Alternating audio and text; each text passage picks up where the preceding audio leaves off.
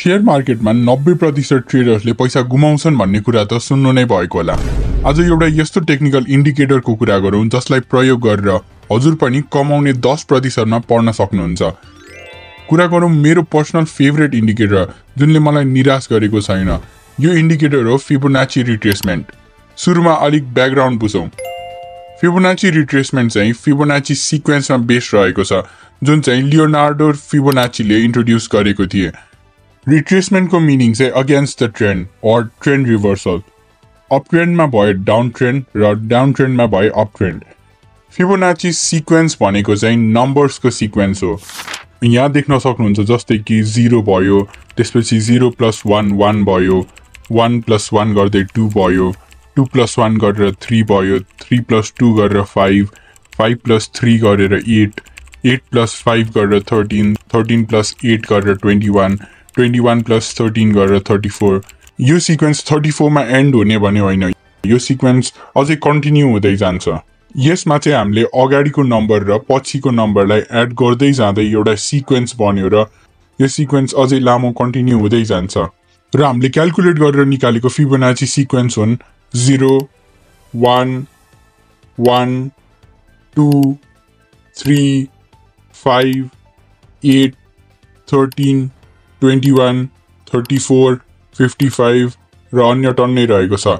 यसमध्ये अब कसरी चाहिँ यो गोल्डन रेसियोजहरू निकाल्छौँ भन्ने कुरा सिकौँ है त। यसमध्ये कुनै एउटा नम्बर लिउँ, सपोज 34। अब सुरुमा के गर्ने भने त्यो नम्बरलाई त्यही नम्बरले डिभाइड गरिदिने। 34 डिभाइडेड बाई 34 इक्वल्स 1 भनेको चाहिँ 100%। अब चाहिँ त्यसको अगाडिको नम्बरले डिभाइड गर्ने। जस्तै 34 भन्दा अगाडि भयो 21, 21 डिभाइडेड बाई 34 गर्दा 0.618 भनेको 61.8% को गोल्डन रेसियो आयो। त्यसपछि के गर्ने भन्दाखेरि 21 भन्दा अगाडिको नम्बर 13, 13 डिभाइडेड बाई 34 इक्वल्स 0.38 भनेको 38% को रेसियो निक्लियो।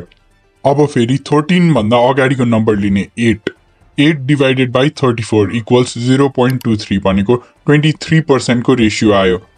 50% र 78% को रेसियो पनि फिबोनाची सिक्वेन्समा इन्क्लुड गरिएको छ। त्यसै गरी 61.8% लाई गोल्डन रेसियो पनि भनिन्छ किनकि म्याक्सिमम टाइम्सहरुमा यो रेन्जमा आएर बजार फर्केको पनि छ। अब बुझौँ है त त्यो रेसियोजहरुको इन्डिकेसनहरु। 23.6% लाई चाहिँ वीक करेक्सनको रूपमा लिन सकिन्छ। त्यसै गरी 38.2 लाई चाहिँ मोडरेट रिट्रेसमेन्ट लिन सकिन्छ। 50% लाई चाहिँ कमन रिट्रेसमेन्ट लेभल पनि भनिन्छ। त्यसै गरी 61.8% लाई त भन्नै परेन, त्यो त गोल्डन रेसियो नै हो। र अर्को 78.6% लाई चाहिँ डिप रिट्रेसमेन्ट पनि भनिन्छ। यो कुरा एउटा एक्जाम्पल सहित बुझौँ। सपोज मार्केट डाउन ट्रेन्डमा छ, 500 देखि 300 सम्म घट्दै गएको छ। हामीले 500 देखि 300 सम्म फिबोनाची रिट्रेसमेन्ट युज गर्छौं।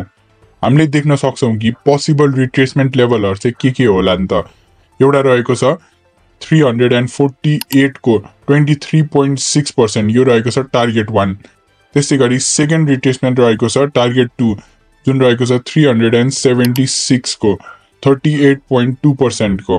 थर्ड टार्गेट रहेको छ 400 लेभलको जुन रहेको छ 50% र फोर्थ टार्गेट रहेको छ 423 को जुन रहेको छ 61.8% को। र यही कुरा अब अप ट्रेन्डमा बुझौँ है त। मार्केट 100 देखि 200 मा पुग्यो, 200 बाट 180 को लेभल घटेर फेरि बढ्न सक्छ, त्यो भनेको 23.8% को लेभल।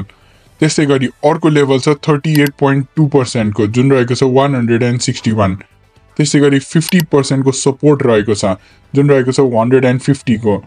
त्यसै गरी 61.8% को सपोर्ट रहेको छ 138 मा र 78.6% को सपोर्ट रहेको छ 121.4 मा। यो लेभल्सहरुमा मार्केट आएर फेरि फर्केर माथि जाने सम्भावना आइरहेको छ।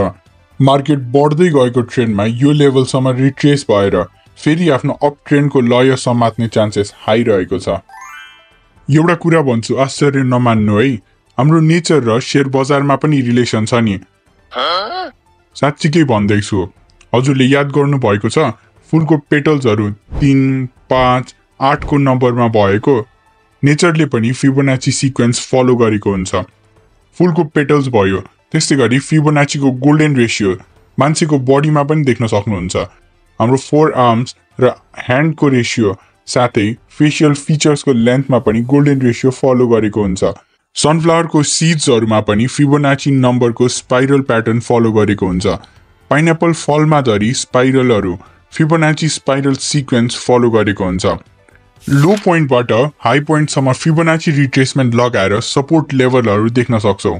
त्यहाँ देख्न सक्छौँ कुन सपोर्ट जोनहरूबाट बजार फेरि फर्केर माथि जान सक्छ भनेर। स्ट्रङ सपोर्ट जोनहरू 0.236, 0.382, 0.5, 0.618 को देख्न सक्नुहुन्छ।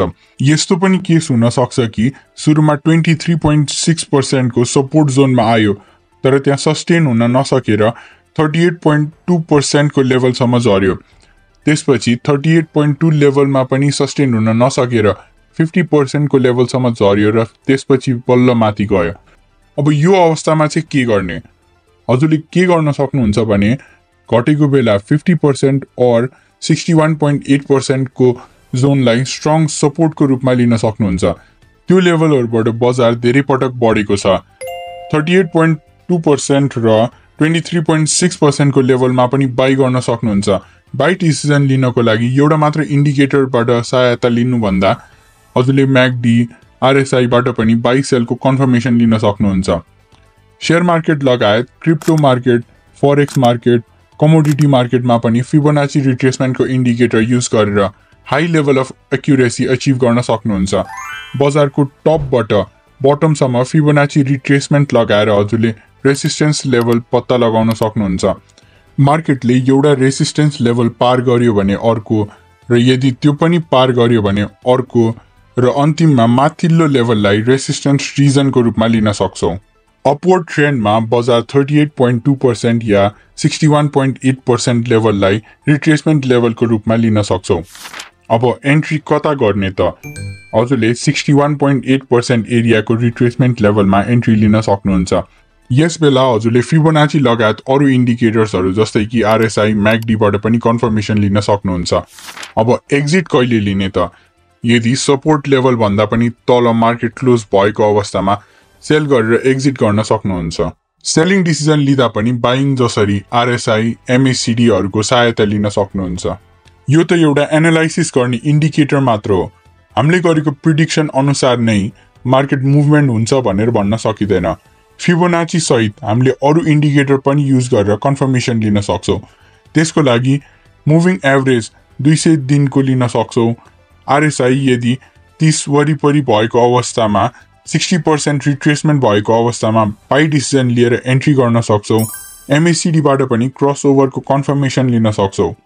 यसरी फिबोनाची रिट्रेसमेन्टको प्रयोग गरेर ट्रेडिङमा एक्युरेट प्रिडिक्सन गरेर राम्रो पैसा कमाउन सक्नुहुन्छ। थियोरिटिकली त बुझ्यौ फिबोनाची रिट्रेसमेन्टको बारेमा, यसको सपोर्ट लेभलहरू, रेसिस्टेन्स लेभलहरू।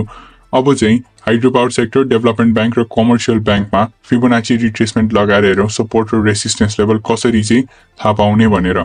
सुरुमा चाहिँ यो 4वटा लाइन लगेको यहाँ थिच्ने, त्यसपछि फिबोनाची रिट्रेसमेन्ट माथि नै देख्न सक्छौँ।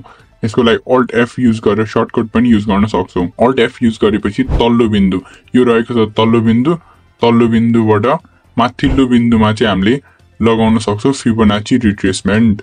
फिबोनाची रिट्रेसमेन्ट लगाएपछि हामीले यहाँ के देख्न सक्छौँ भन्दाखेरि गोल्डन रेसियो, सबभन्दा सुरुमै गोल्डन रेसियो देख्न सक्छौँ। यति बेला बजार चाहिँ 0.618 को गोल्डन रेसियो वरिपरि आएर बजार फेरि रिट्रेस भएको देख्न सक्छौँ। यहाँ देख्न सक्छौँ बजार चाहिँ यहाँसम्म झरेको थियो। बजार चाहिँ यहाँबाट सुरु भयो, यहाँसम्म पुग्यो। त्यसपछि के भयो भन्दाखेरि बजार त्यहाँबाट फेरि झर्न थाल्यो, झरेर यो पोइन्टसम्म आयो। यो पोइन्टसम्म आएपछि यो 0.618 को लेभल भयो।